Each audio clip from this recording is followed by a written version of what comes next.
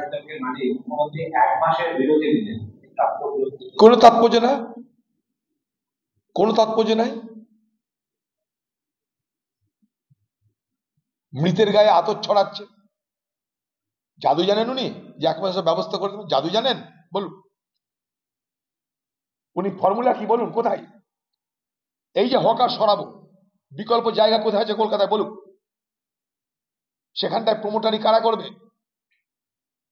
সেই দোকানগুলো কারা বানাবে? সে জায়গা কোথায় চিহ্নিত করুক। আগে চিহ্নিত করে পরে সরাও, তবে না। আগে জায়গা চিহ্নিত করো, পরিকল্পনা দাও, হকারদের সঙ্গে আলোচনা করো, তবে করো।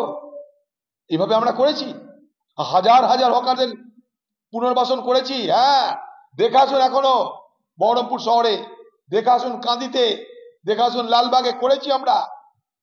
প্রত্যেকটা হকার তারা চায় মর্যাদার সঙ্গে তাদের ব্যবসা করতে। পুলিশের লাঠি খেয়ে, পুলিশের লাত খেয়ে, পুলিশের গালাগালি খেয়ে, পুলিশকে তোলা দিয়ে, নেতাদের তোলা দিয়ে কোনো হকার হকারি করতে চায় না। তারাও চাই অন্য অন্য 5টা পরিবারের মতন মর্যাদার জীবনযাপন করতে, বউ ছেলে মেয়ে সম্মানের সঙ্গে মর্যাদার সঙ্গে জীবনযাপন করতে।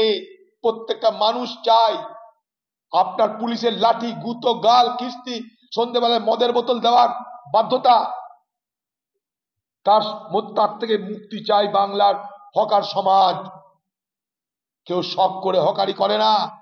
আপনি আগে বলতে পারতেন আপনার পরিকল্পনা, হকারদের সঙ্গে আলোচনা করতেন, তারপরে উঠাতেন, একটা প্রক্রিয়ার মধ্যে দিয়ে হলে সবকিছু ভালো হতো। কারণ আজকে এই ভয়ঙ্কর পরিস্থিতির শিকার হতে হতো না সেই সমস্ত হকার ভাইদের। এরাই আপনার দলের চাঁদা দেয়, এরাই আপনার দলের মিটিং করে, এরাই আপনার দলের মিছিল করে। যখন দেখছেন বাজার খারাপ হয়ে যাচ্ছে, আপনি তো বলে দিলেন নবান্নে বড় বড় বাতেলা করে। এরপর যখন শুনছেন আপনি নেতাদের কাছ থেকে, নিচের তলার নেতাদের কাছ থেকে, যে দিদি এটা করা যাবে না, এরা আমাদেরই লোক, আমাদেরই লোকটা টাকা দিয়েছে, সবকিছু জানাজানি হয়ে যাবে।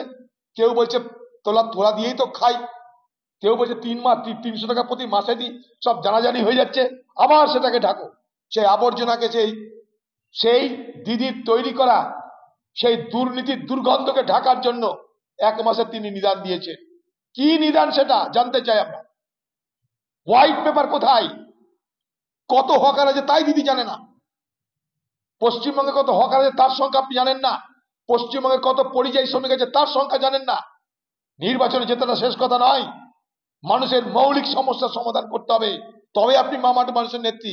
সেখানে আপনি বিফল, তাই আপনাকে বিভাজনের রাজনীতি করতে হয়, নির্বাচনের সময় হিন্দু মুসলমান করতে হয়, নির্বাচনের সময় দাঙ্গা লাগাতে হয়। আমাকে হারাতে দাঙ্গা লাগাতে হলো, সেই দাঙ্গার কথা আপনার দলের এমএলএ কে দিয়ে বলাতে হলো, সব আপনি করিয়েছেন। বিভাজনের রাজনীতি, হিন্দু মুসলমানের বিভাজনের রাজনীতি আপনি করিয়েছেন এ বাংলায় নির্বাচনে জেতার জন্য। আজ না হয় কাল আপনার প্রকৃত স্বরূপ বাংলার মানুষ জানতে পারবে।